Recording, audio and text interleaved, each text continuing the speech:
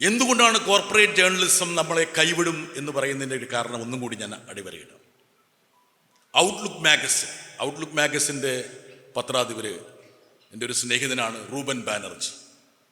രണ്ടാം കോവിഡ് തരംഗത്തിൻ്റെ കാലത്ത് കോടാനുകോടി ജനങ്ങൾ പലായനം ചെയ്തു. യഥാർത്ഥത്തിൽ ലോകത്ത് ഇതുപോലൊരു പലായനം അടുത്ത കാലത്തൊന്നും ഉണ്ടായിട്ടില്ല.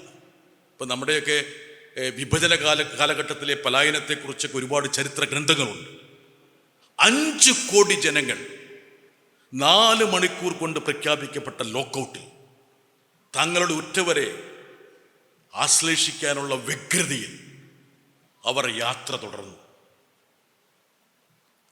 ഔറംഗാബാദിൽ കാട്ടിലകപ്പെട്ട ഏതാനും ആൾക്കാർ പാമ്പ് കടിയേൽക്കാതിരിക്കാൻ, വന്യമൃഗജീവികളുടെ ആക്രമണം ഉണ്ടാകാതിരിക്കാൻ അവർ ആ ആയിരക്കണക്കിന് കിലോമീറ്ററുകൾ പിന്നിട്ടപ്പോൾ തലവെക്കാൻ വേണ്ടി റെയിൽവേ പാളത്തിൽ അഭയം പ്രാപിച്ചു.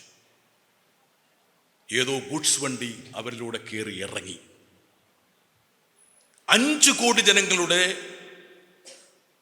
ഈ പലായനത്തിൻ്റെ കഥ വിണ്ട് കീറിയ കാൽപാദങ്ങളുമായി, നീരുവെച്ച പാദങ്ങളുമായിട്ടുള്ള ഈ പലായനത്തിൻ്റെ ചിത്രം ഒരു മാധ്യമങ്ങളും കൊടുക്കാൻ തയ്യാറില്ല.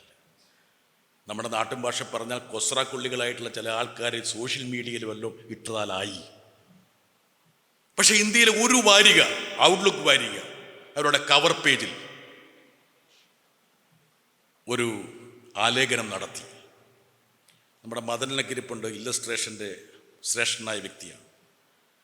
ആ ആലേഖനം ഇങ്ങനെയായിരുന്നു, ഇല്ലസ്ട്രേഷൻ ഇങ്ങനെയായിരുന്നു: മിസ്സിംഗ്, ഇന്ത്യ ഗവൺമെൻറ് മിസ്സിംഗ് എന്ന് പറഞ്ഞാൽ ഈ ഒരു പലായനത്തിൽ കാണാനില്ലാതായത് ഇന്ത്യ ഗവൺമെൻറ്റാണ് എന്ന് ഔട്ട്ലുക്ക് വാരികയുടെ കവർ പറഞ്ഞു. 2 ആഴ്ചക്കുള്ളിൽ റൂബൻ ബാനർജി എന്നുള്ള പത്രാധിപർക്ക് ആ സ്ഥാനം നഷ്ടപ്പെട്ടു.